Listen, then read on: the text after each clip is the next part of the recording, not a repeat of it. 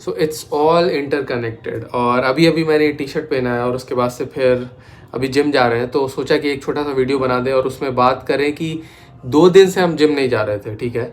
तो शायद कहीं पे मैंने एक जगह पोस्ट भी किया था जिम के बारे में, लेकिन जिम नहीं जा रहे थे। और आज हम ये बात करना चाह रहे हैं कि 2 दिन 3 दिन अगर किसी का छूट जाता है तो उसके बाद से फिर वो मोटिवेशन इज गॉन। सो ऐसा क्यों होता है, ठीक है। सबसे पहले तो मैं 2 दिनों से जिम इसलिए नहीं जा रहा था क्योंकि मेरी थोड़ी तबीयत ख़राब थी, ठीक है। और अगर मैं जिम जाता कल या डे बिफोर यस्टरडे तो मेरी तबीयत और ज़्यादा ख़राब हो जाती। So understanding your body, understanding your mind is really really important. आपको कॉशियस रहना काफ़ी ज़्यादा इम्पॉर्टेंट है। देखिए फॉर एन एग्ज़ाम्पल, आपको कोई एग्ज़ाम देना है जिसका आप डेट चेंज भी कर सकते हैं, तो आप उसी दिन उस चीज़ का वो इम्तहान दीजिएगा जिस दिन यू विल बी अच्छे से रिवाइज कर लिया है और सब कुछ ठीक है, ठीक है। आप उसी दिन वो काम कीजिएगा ना। और मतलब एक्सरसाइज तो लगभग हफ्ते में 3-4 दिन 5 दिन करनी चाहिए। तो आपको ऐसा नहीं है कि आप 1 दिन 2 दिन स्किप नहीं कर सकते हैं। You have to understand your body and जिस दिन अच्छा नहीं लग रहा है उस दिन एक्सरसाइज नहीं करनी है। जिस दिन अच्छा लग रहा है उस दिन एक्सरसाइज में भी थोड़ी सी ज़्यादा कर लेनी, बहुत ज़्यादा नहीं, थोड़ी सी ज़्यादा। डिपेंड्स ऑन मतलब आप किस फेज़ में हैं, कितने कितने दिन से आप एक्सरसाइज कर रहे हैं। ऐसा मत करिएगा कि महीने भर हुए जिम गए हुए और you started doing a lot of things.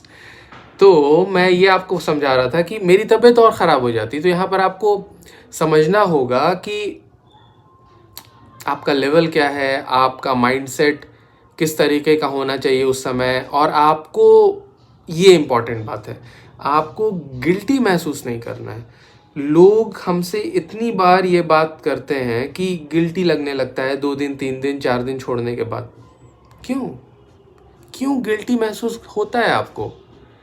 आप जब जान रहे हैं कि उस समय you are doing the right thing, then why you are feeling guilty, ठीक है।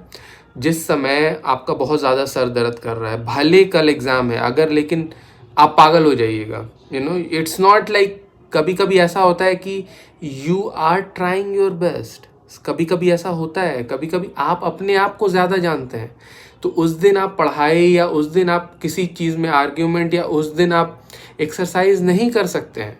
सो you are trying your best, don't feel guilty about it. आपको अच्छा उस दिन नहीं लगना चाहिए जिस दिन आप लेजी महसूस कर रहे हैं।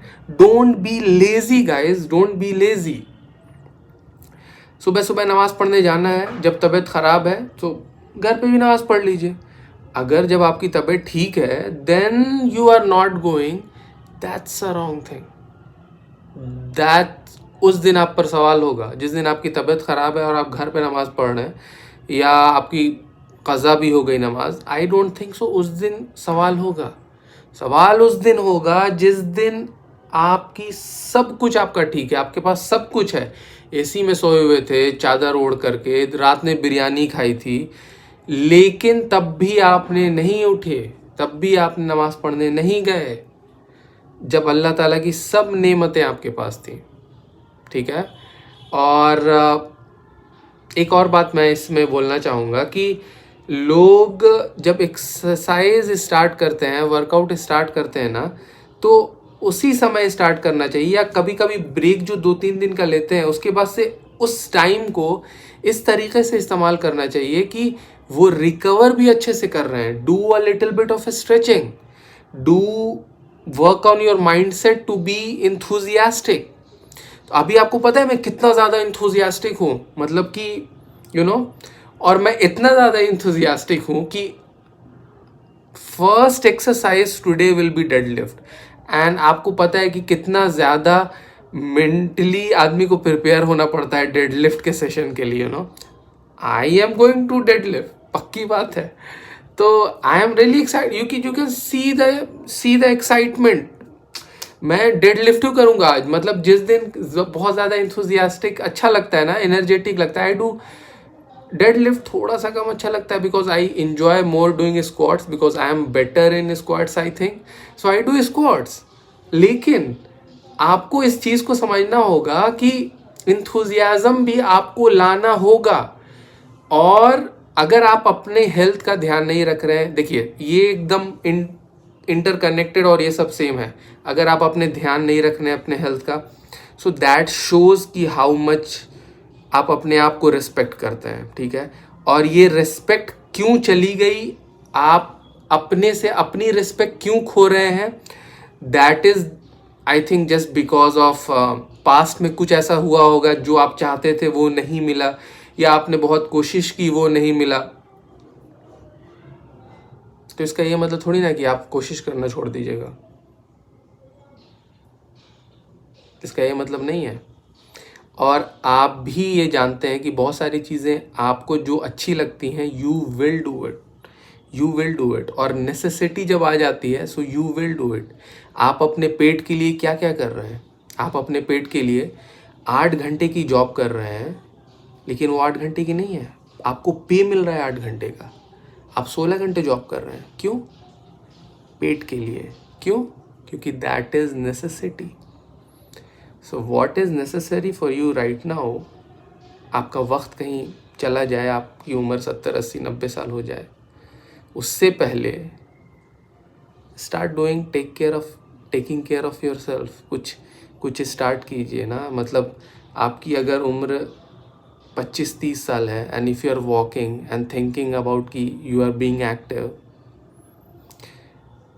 एक कॉन्सेप्ट पर हम ख़त्म करेंगे अपना आज का टॉक, कि you have a account in muscle bank.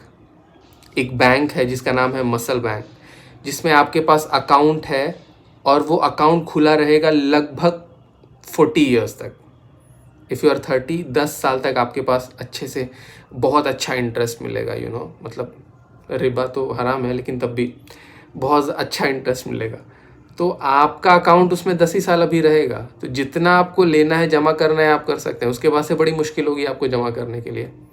सो अगले बाद में कभी आप पूछिएगा तो बताएंगे इसके बारे में, the concept of muscle bank. तो take care of yourself, bye bye, and stay connected. अस्सलामु अलैकुम वरहमतुल्लाहि वबरकातुहू।